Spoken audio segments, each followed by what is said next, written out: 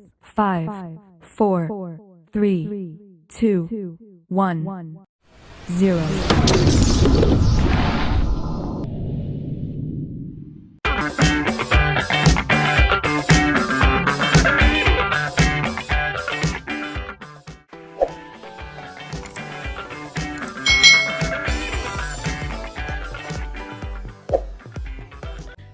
Hai, selamat datang di channel YouTube Kak Citra. Apa kabar adik-adik semuanya? Kak Citra berharap kalian dalam keadaan yang baik, sehat, dan siap untuk belajar ya. Hari ini kita akan belajar bersama-sama untuk mata pelajaran tematik kelas 2 nih. Kita belajar di tema 8, keselamatan di rumah dan perjalanan. Subtema 2, menjaga keselamatan di rumah, pembelajaran yang kelima. Mari adik-adik yang hebat, kita belajar dengan penuh semangat. Adik-adik yang hebat yang Kak Citra kasihi, di sini Beni dan Edo akan bermain di rumah Udin. Di rumah Udin ada kolam renang adik-adik. Mereka akan bermain melempar dan menangkap bola. Udin meminta izin kepada ayah sebelum bermain. Nah, ini ada percakapan antara ayah dan Udin. Apakah kami boleh bermain di kolam renang, ayah? Tanya Udin. Boleh nak, asalkan harus berhati-hati ya. Kita harus memperhatikan keselamatan. Tahu bagaimana caranya nak? Kita harus memakai pelampung dan jangan ke tempat yang dalam ya nak. Itu bisa membahayakan diri. Itu pesan ayah kepada Udin dan teman-temannya adik-adik. Nah adik-adik, berdasarkan percakapan tadi nih, apa isi percakapan Udin dan ayah? Ya, isi percakapan Udin dan ayah adalah hal-hal yang harus diperhatikan saat bermain di kolam renang. Ya, tadi kalau bermain di kolam renang harus memakai pelampung. Ya, tidak bermain di kolam yang dalam adik-adik ya. Nanti kalau kalian tidak bisa berenang, kalian bisa tenggelam. Apa saja pesan ayah kepada Udin adik-adik? Ya, pesan ayah kepada Udin adalah harus berhati-hati dan memperhatikan keselamatan diri saat berada di kolam renang. Jadi kalau kalian di kolam renang harus berhati-hati ya adik-adik ya. Lalu apa yang terjadi jika pesan ayah tidak dituruti oleh Udin dan teman-temannya? Nah, kalau tidak dituruti ya Udin bisa saja mengalami kecelakaan di kolam. Misalnya saja Udin bisa tenggelam adik-adik. Nah adik-adik, tentu adik-adik masih ingat ya dengan kalimat tanya. Nah kalimat tanya itu digunakan untuk menanyakan sesuatu nih. Bacalah kalimat berikut dengan lafal dan intonasi yang tepat. Yang pertama, apakah kami boleh bermain di kolam renang ayah? Lalu yang kedua, tahu bagaimana caranya nak? Ya, itu yang kedua adik-adik. Nah, sekarang kalimat tanya di atas ini ya, yang pertama dan kedua, itu kata tanyanya adalah apakah dan bagaimana. Adik-adik yang hebat, mari kita simak penjelasan tentang kalimat tanya pada video berikut ini. Nah, yuk kita simak penjelasan Kak Citra tentang kalimat tanya dari video berikut ini. Nanti kalian juga bisa mengeklik linknya yang ada di description box ya. Hari ini kita akan bersama-sama belajar mata pelajaran Bahasa Indonesia. Sahabat rumah belajar, pernahkah kalian melihat tanda seperti ini saat kalian membaca buku? Tanda apakah ini? Dan digunakan untuk apa dalam bahasa Indonesia?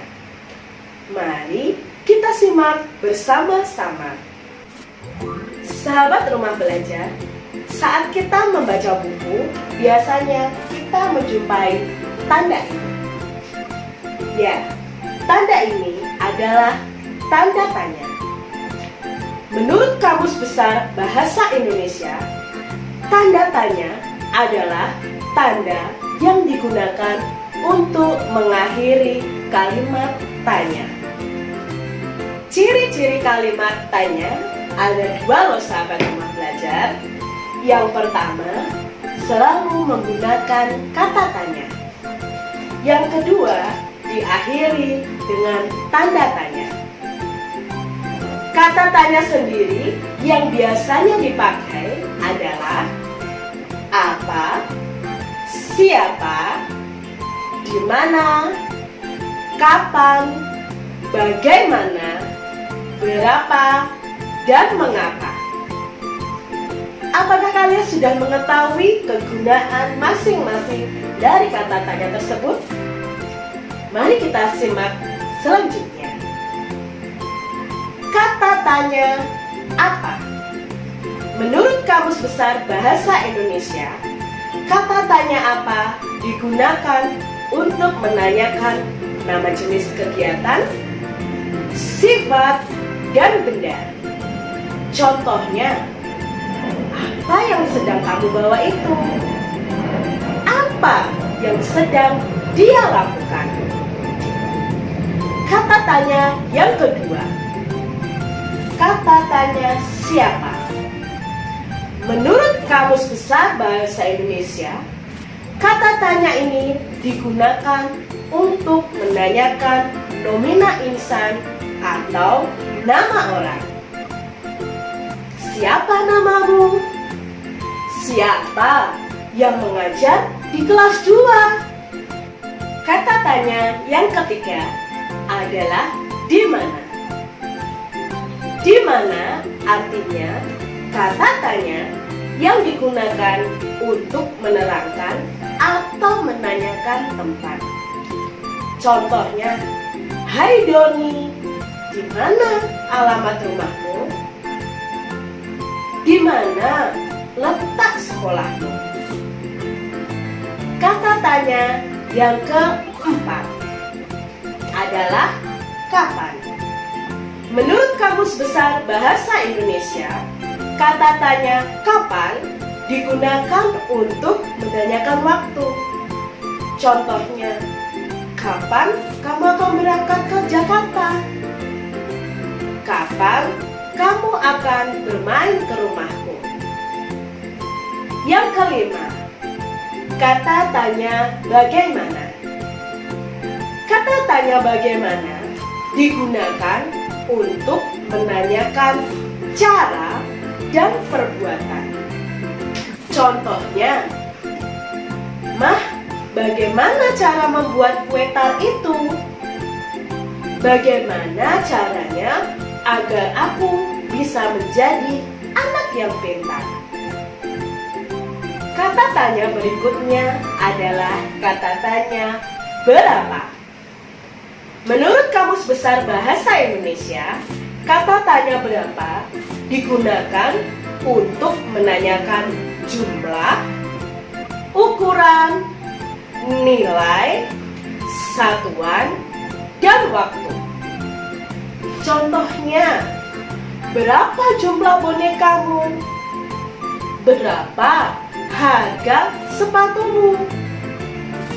Jam berapa kamu bangun tidur?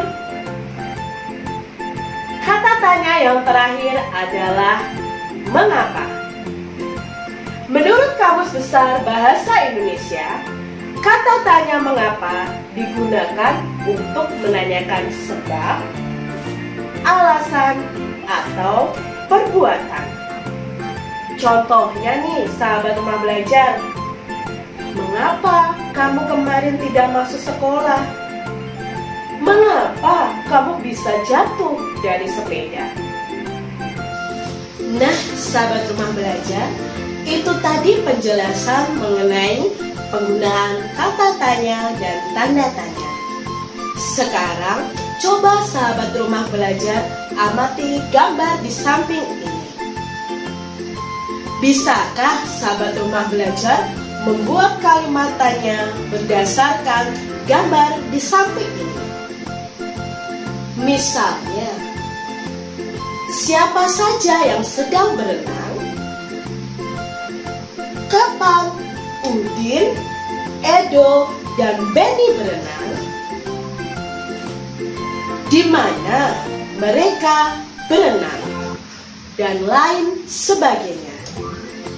Itu adalah contoh pembuatan kalimat tanya. Nah adik-adik, itu tadi video tentang kalimat tanya adik-adik. Coba sekarang adik-adik amati gambar berikut, lalu buatlah kalimat tanya berdasarkan gambar tersebut adik-adik. Nah ini ya gambarnya, lalu kita buat kalimat tanyanya nih dengan kata tanya yang ada. Misalnya nih adik-adik ya, dengan kata tanya apa? Apa yang sedang dilakukan Udin, Benny, dan Edo? Mengapa mereka menggunakan pelampung? Siapa yang berani berenang ke tengah kolam renang? Lalu di mana mereka berenang? Bagaimana cara menjaga keselamatan diri saat berada di kolam renang? Lalu kalimat tanya berikutnya, kapan mereka berenang di kolam renang? Nah ini adalah contoh kalimat berdasarkan gambar yang ada. Adik-adik bisa buat sendiri ya kalimat tanya kalian masing-masing. Apa yang dilakukan Udin dan teman-teman? Mereka bermain melempar dan menangkap bola adik-adik.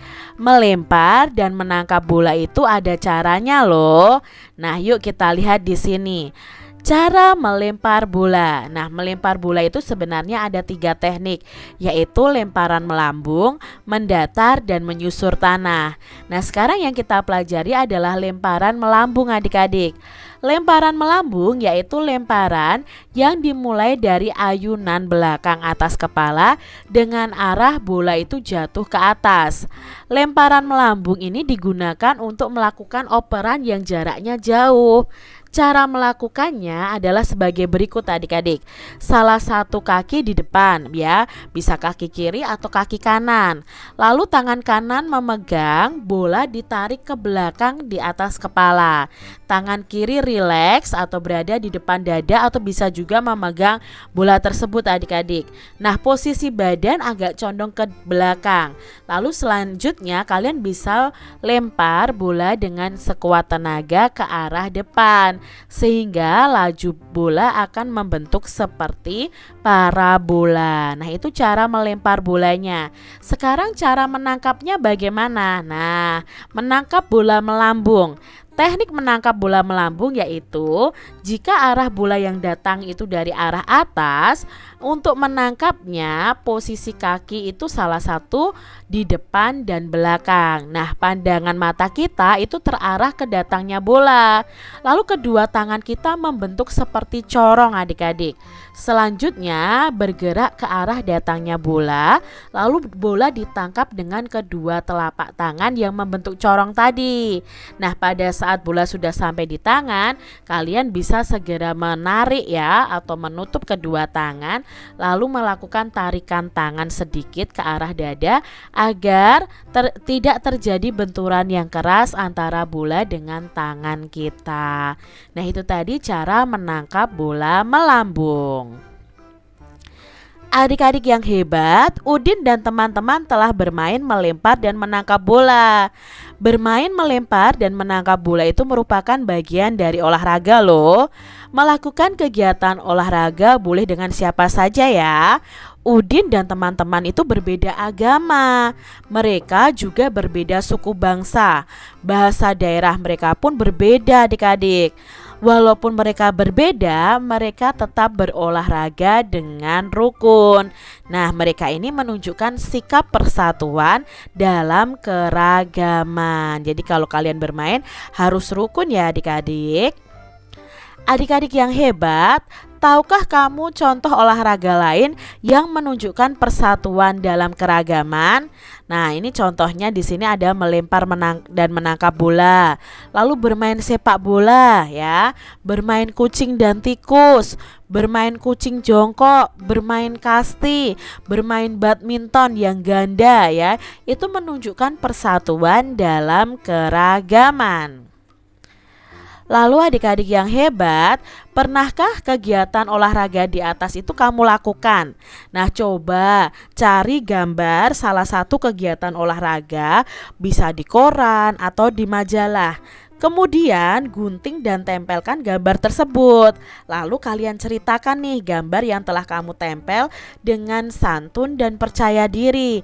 Misalnya Kak Citra punya gambar, menemukan gambar bermain kucing jongkok. Nah, kalian bisa ceritakan, aku pernah bermain kucing jongkok bersama teman-teman.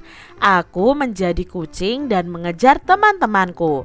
Teman-temanku berusaha menghindar dan melakukan jongkok. Kami bermain dengan perasaan senang.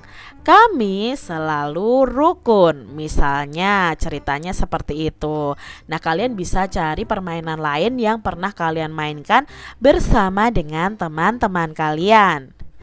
Demikian tadi adik-adik pembahasan kita di tema 8 subtema 2 pembelajaran yang kelima. Semoga video pembelajaran ini bermanfaat ya untuk adik-adik semuanya. Dan sampai jumpa lagi di video pembelajaran Kak Citra selanjutnya. Tuhan memberkati. Jangan lupa tekan tombol subscribe, lalu tekan loncengnya, tekan juga tombol like, lalu share ke media sosial kalian. Jangan lupa untuk ikuti media sosial Kak Citra. Terima kasih.